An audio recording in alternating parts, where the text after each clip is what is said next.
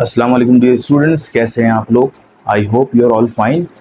Last की video में हमने स्टार्ट किया था chapter number 2 that is kinematics, और उसका एक टॉपिक डिस्कस किया था जिसको हम कहते हैं head to tell rule.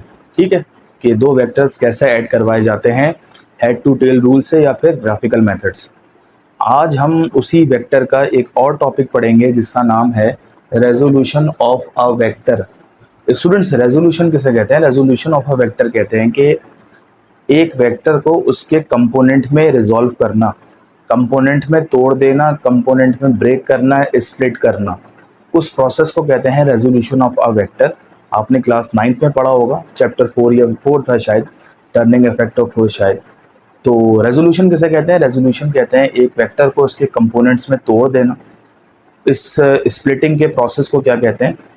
Resolution of a vector.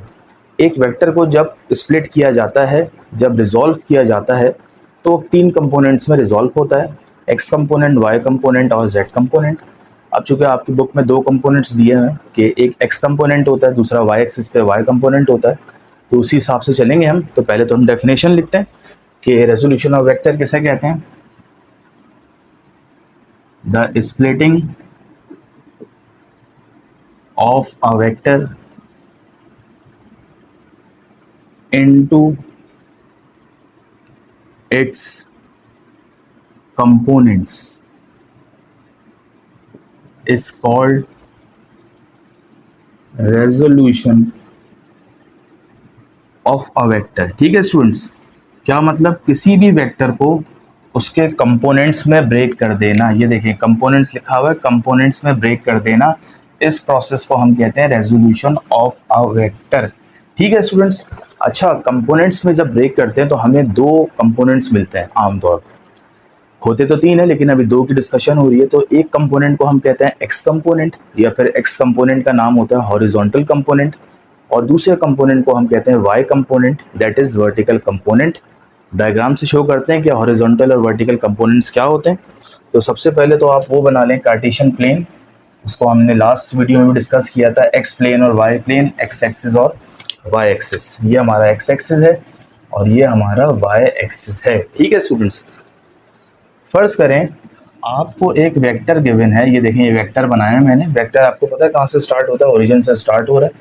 और इस वेक्टर का नाम कुछ भी दे लें आप, या तो ए लिख लें, ठीक है, या एफ लिख लें, कुछ भी ले लें, और इसके ऊपर एरो लगा दें चूंकि ये वेक्टर है। अब देखिए, आपको ये जो एक वेक्टर ये गिवन है, इसको हमें अब रिजॉल्व करना है। रिजॉल्व कैसे करना है? बाय रिजॉल्व करना है किस तरह? अब देखें, तोड़ना है किस तरह? अब इस वेक्टर के दो कंपोनेंट्स होते हैं जैसा कि हमने डिस्कस किया है।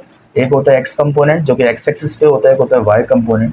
तो रिजॉल्व कैसे होगा? इसके हेड से एक परपेंडिकुलर आप लाइन नीचे गिराएं। देखें, एक हेड से एक परपेंडिकुलर लाइन नीचे गिराएं। ठीक है स्टूडेंट्स, अब देखें यहाँ पे दो चीजें आ गई। ये जो कंपोनेंट होगा ना, ये वाला, ये इस वेक्टर का एक्स कंपोनेंट है। ठीक है, इसीलिए हम इसको बोलेंगे ए एक्स। अब देखें, ए तो ये है, इसका जो नीचे वाला कंपोनेंट होगा एक्स एक्सिस वाला, उसको हम बोलेंगे ए एक्स, और इसी वेक्टर को जो वाई एक्सिस वाला कंपोनेंट होगा उसको हम क्या बोलेंगे? ए वाई। क्या बोलेंगे स्टूडेंट्स? ए वाई बोलेंगे। तो ये तो हमने रिजॉल्व कर लिया कि एक कंपोनेंट मिल गया हमें ए एक्स और सेकंड कंपोनेंट मिल गया हमें ए वाई। अब यहाँ पे एफ एक्स भी हो सकता है, एफ वाई भी हो सकता है, कुछ लोग वी एक्स लेते हैं, वी वाई लेते हैं, तो जो मर्जी ले लें आप। ठीक है, तो जो वेक्टर वही होगा, उसका कंपोनेंट एक यहाँ आएगा और एक यहाँ आएगा। अब हमें ए एक्स और ए वाई दोनों का फॉर्मूला ड्राइव करना है कि ए एक्स का कौन सा फॉर्मूला होता है और ए वाई का कौन सा फॉर्मूला होता है। ये भी आप डिस्कस कर चुके हैं, पढ़ चुके हैं क्लास 9th में। तो अब हम लिखेंगे यहाँ पे, अब जो हम फॉर्मूला ड्राइव कर रहे हैं वो ड्राइव कर रहे हैं हॉरिजॉन्टल कंपोनेंट के लिए। हॉरिजॉन्टल मतलब एक्स एक्सिस वाला कंपोनेंट। ठीक है, अब स्टूडेंट्स याद रखें कि जब भी हॉरिजॉन्टल कंपोनेंट की बात आती है, एक्स एक्सिस की बात आती है, तो आप जो ट्रिग्नोमेट्रिक रेशियो यूज करते हैं वो होता है कॉस थीटा। ठीक है, और कॉस थीटा का फॉर्मूला होता है बेस अपॉन हाइपोटेनियस। ठीक है, बेस अपॉन हाइपोटेनियस, ये भी पढ़ चुके हैं आप। अच्छा, ट्राइंगल बन रहा है, इस ट्राइंगल का नाम दे देते हैं, ये हम नाम दे देते हैं, ये ओ हो गया। ठीक है, और इसको हम ए बोल दें और इस पॉइंट को हम बी बोल देते हैं। वैसे तो आप कुछ भी बोल सकते हैं। ठीक है, अब देखें स्टूडेंट्स, ये हमने लिखा cos theta is equals to base. Base पे क्या है, बेस बराबर है हमारी ओ ए के, तो ये हो जाएगा ओ ए हमारी बेस हो गई, और हाइपोटेनियस आपको पता है 90 के सामने वाला एंगल होता है, ये हो तो 90 की सामने वाली साइड होती है, ये हो गया ओ बी। ठीक है, अच्छा जी, अब क्या करें, cos theta is equals to O A किसके बराबर है, ये बराबर है हमारे ए एक्स के। ठीक है, और ओ बी हाइपोटेनियस किसके बराबर है, ये बराबर है ए के। ठीक है स्टूडेंट्स, अच्छा अब क्या होगा, ए डिवाइड हो रहा है, वहां जाके मल्टीप्लाई हो जाएगा। हमारे पास जो फाइनल फॉर्मूला बनेगा वो बनेगा A cos of theta is equals to A X. ठीक है स्टूडेंट्स, और इसको आप सीधा करके लिखें, अरेंज करके लिखें, तो ये बनेगा A X is equals to A cos theta. ये हमारे पास जो फॉर्मूला ड्राइव हुआ है ये पहले कंपोनेंट का हुआ है। पहले कंपोनेंट का मतलब जिसको हम हॉरिजॉन्टल कंपोनेंट्स कहते हैं या फिर एक्स कंपोनेंट कहते हैं।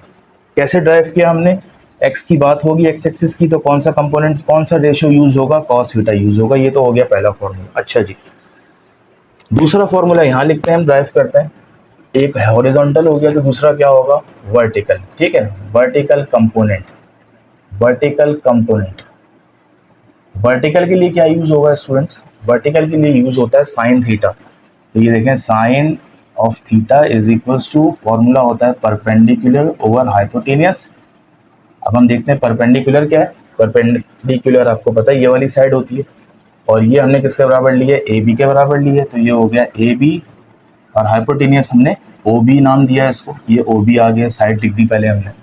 अब हम देखेंगे कि ए बी किसके बराबर है, ए बी बराबर है ए वाई के, तो दिस बिकम्स ए वाई, और ओ बी तो आपको पता है किसके बराबर है, ए के बराबर है, तो ये ए एज इट इज आ गया।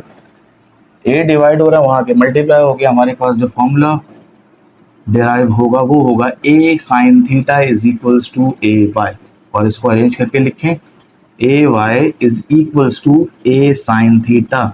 This is the formula of vertical component. ठीक है स्टूडेंट्स, ये एक और फॉर्मूला आ गया, दो फॉर्मूले मिल गए आपको, एक ये आ गया और ये एक्स कंपोनेंट का फॉर्मूला, ये वाई कंपोनेंट का फॉर्मूला।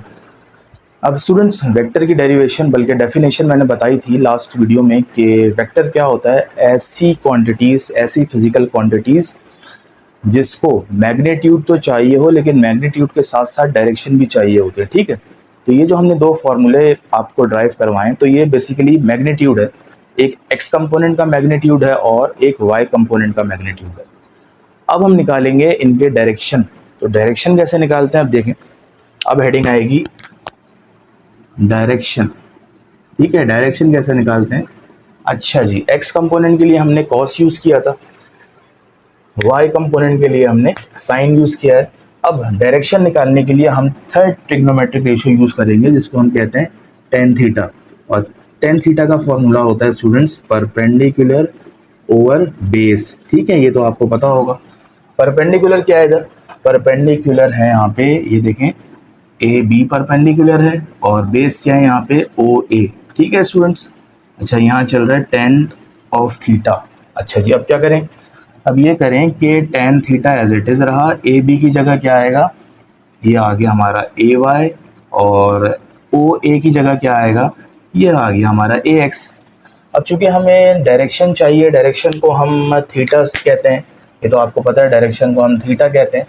थीटा निकालने के लिए क्या करें, टेन को वहाँ भेजना है हमें, क्योंकि थीटा को अलग करना है, तो टेन वहाँ जाके हो जाएगा टेन इनवर्स, क्योंकि टेन की पावर अभी क्या है, वन है, वहाँ जाके ये टेन की पावर -1 हो जाएगी, और बाकी चीज़ जो है ब्रैकेट में एज इट इज़ रहेगी।